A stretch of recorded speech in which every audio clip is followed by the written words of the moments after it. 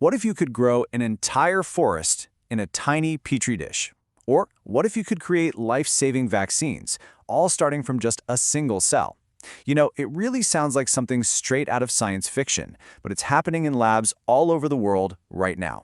Today, we're going to dive into the absolutely incredible science of growing life itself, completely outside of a living body.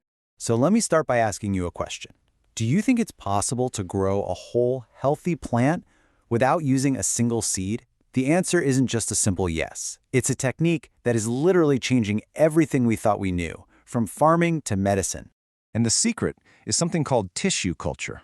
The core idea is actually pretty simple, but it's profound. You take a few cells or a tiny piece of tissue from an organism and you grow it outside the body in a super controlled lab environment.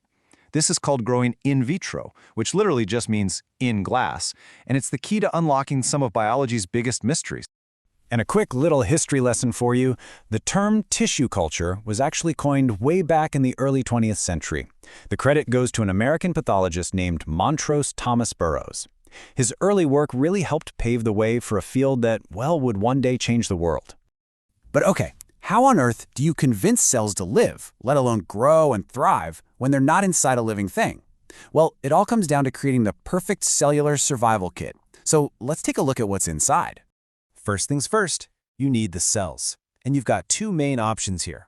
You can use what we call primary cells, which are taken right from living tissue.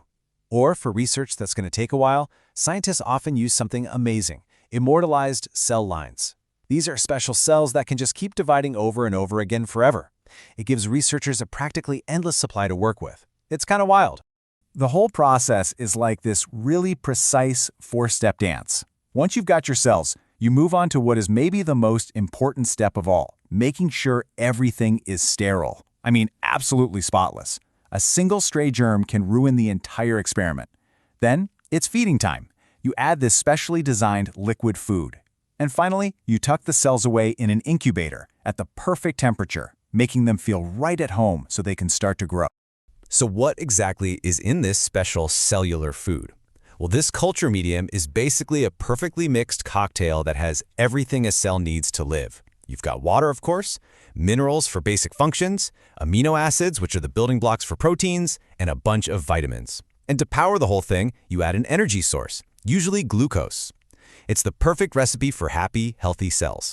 So we get the how, but the really big question, the one that really counts, is why? Why go through all this trouble?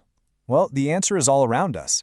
This one technique is changing our world, from the food on our plates to the medicines that keep us healthy. Let's start with agriculture. Tissue culture is a total game changer. It lets farmers grow huge numbers of plants that are guaranteed to be disease-free. It lets us do what we asked about at the start, grow plants without any seeds at all. And maybe the coolest part? It lets us clone one perfect plant and make thousands, even millions of identical copies, really, really fast. And if you think that's impressive, the impact on human health is just as massive. By growing cells in a dish, scientists get a front-row seat to see how diseases like cancer work. They can watch how abnormal cells grow and test different ways to stop them. This technique is also essential for making many vaccines, and it's the absolute bedrock of modern drug testing, making sure new medicines are safe before they ever get to a person. You know, when you put all of this together, the implications are just staggering. It really makes you stop and think about what comes next. Is our future, right now, growing inside a simple little dish? It is an absolutely mind-blowing thought, isn't it? From this incredibly humble beginning, just a single cell in a dish, we found a way to reinvent our food supply, to fight devastating diseases, and to literally peer inside the machinery of life itself.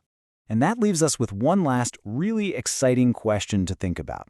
With everything we can already do today, what incredible new breakthroughs for humanity are going to get their start right there in a humble petri dish?